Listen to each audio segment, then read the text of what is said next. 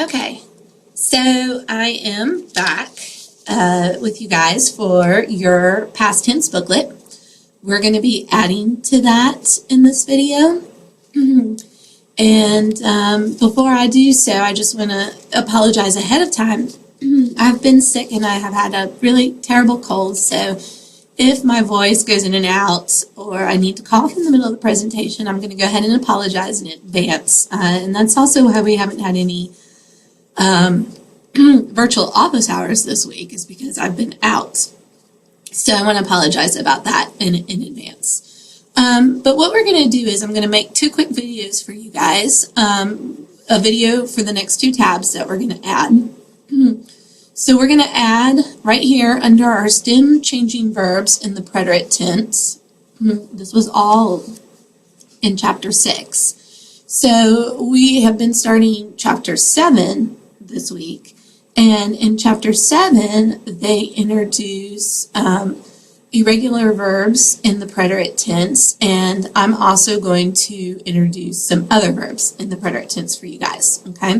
Because remember, there are two past tenses in Spanish. There is the preterite and there is the imperfect. And we don't get to the imperfect until chapter 8. So we are still adding on to the preterite past tense. Okay, I actually have a tab called Irregular Verbs in the preterite tense that I kind of name it a little differently than the textbook does. So this is just how I organize mine in this book. So I've got irregular verbs in the preterite tense. Okay. So on your tab right there under stem changing, on your next tab in your booklet, go ahead and add the title of that tab, and it's going to be called Irregular Verbs in the Preterite. Okay, and if y'all need to pause the video at any time, you can. There we go. Okay, so once you've got your title there, open up to that tab. So we're going to take our notes into this little booklet right here. Open up to that tab, and we have really three irregular verbs here. And it is ser, ir, and dar. Those are our three verbs that we're going to put on this page. Ser, ir, and dar.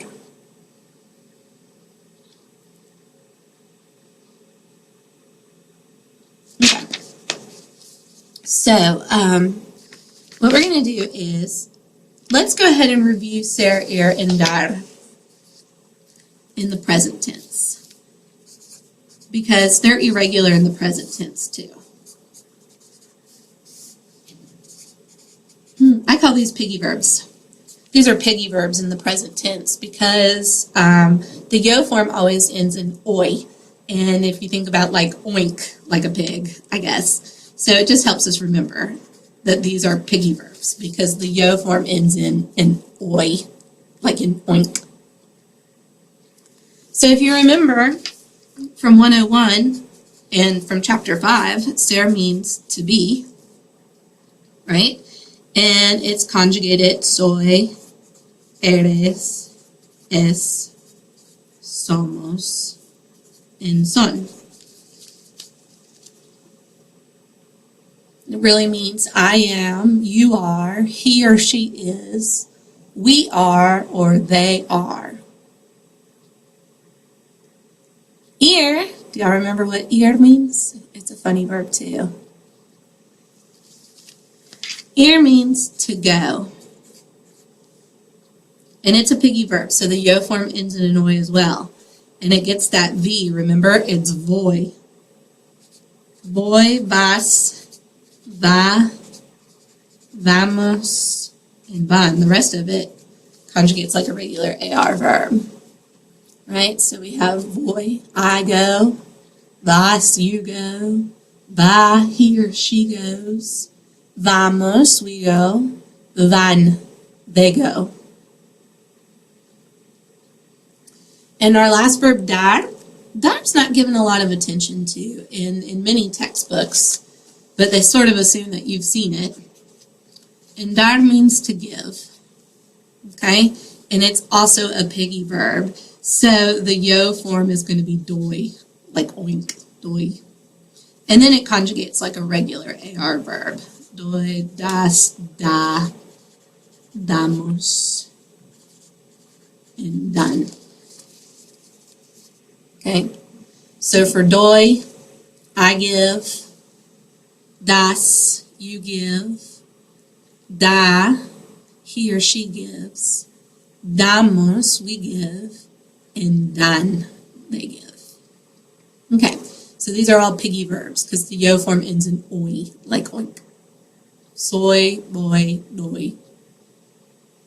All right, so this is present tense. That was a quick review of these three verbs in the present tense. Let's see how they conjugate in the preterite past tense. So that's where we're going to add it over here. Okay, so we're going to add it to our book. And I'm going to just draw my three charts, okay, my trees. So here are my verb trees.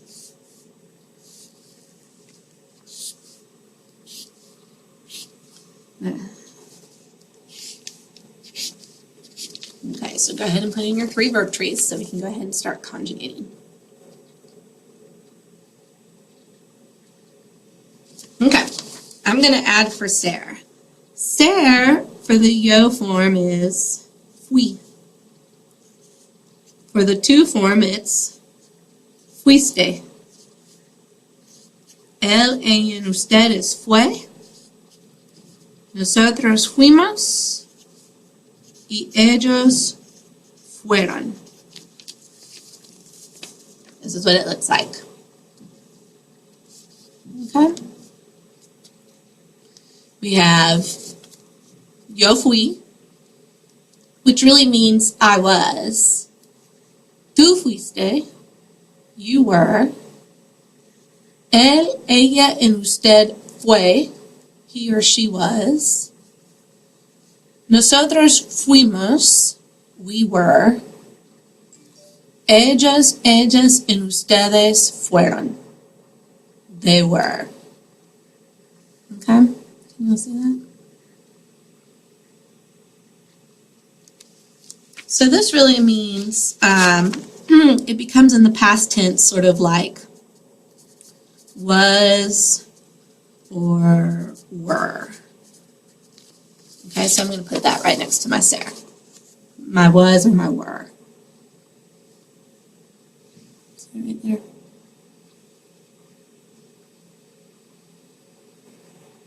Okay, so let's look at our verb ir.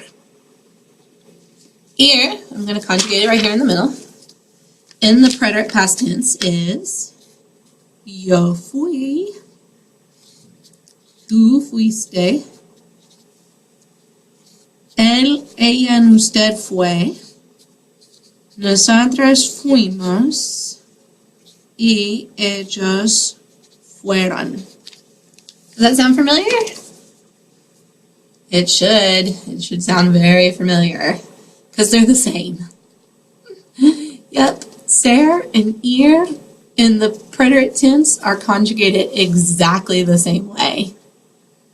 So, but ir means, for example, if I say yo fui with ir, it means I went. Or tú fuiste means you went. Él fue, he went. Nosotros fuimos, we went. Y ellos fueron, they went. Or ustedes fueron, y'all went. So ir translates as went. All right. So you're going, okay, how do I know if we're using ser or ir in a sentence if they look exactly the same in the preterite tense? That's a good question. And the answer is you have to tell by the context of the sentence. So for example, let me write you a nice sentence up here.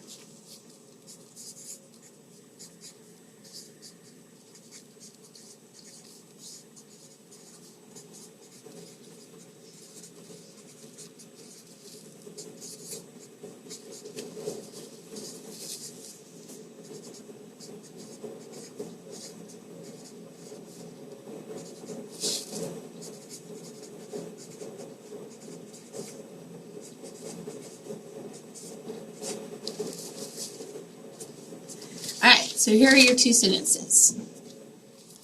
Bill Clinton fue presidente. The second one, Bill Clinton fue a Washington, D.C. One of these fues is from the verb ser, meaning was or were, and the other fue comes from the verb ir, which means he went. So which one is which?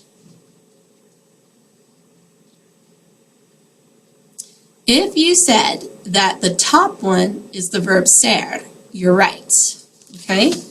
Because this is a sentence with ser in it because it means he was president. We wouldn't say that Bill Clinton went president. He was president. And down here, the second one is the fue is from the verb ir. Because Bill Clinton fue a Washington, D.C. means Bill Clinton went to Washington, D.C. So down here, we have the verb ir. Because here we mean went. He went.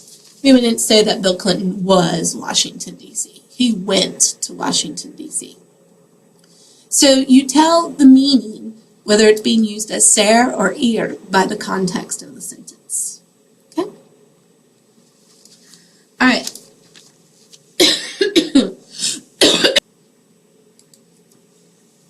Okay, sorry about that. I've got a little coughing fit. All right, so let's do our last verb, which is the verb dar, which means to give. And, excuse me, dar really just follows the IR, the ER and IR verb endings in the preterite tense, even though it's an AR verb. So the yo form is D, the to form is diste, the el, ella, and usted form is dio, the nosotros form is dimos, and the ellos, ellas, and ustedes form is dieron. So you can see here under dar, that dar really is just like a, like the IR, the ER and IR verb endings in the preterite tense. So, di means I gave, diste means you gave, dio means he or she or you formal gave, nosotros dimos means we gave, and dieron means they gave or y'all gave. Okay? So I'm just going to put up here too to remind us that dar means gave. Okay? So you want to write to the side right there that dar means gave. It's hard to read my gave, but maybe you can write your gave a little neater. Okay? So I'm going to stop the video here and I'll make another one for our next sheet. Okay? All right. Thanks.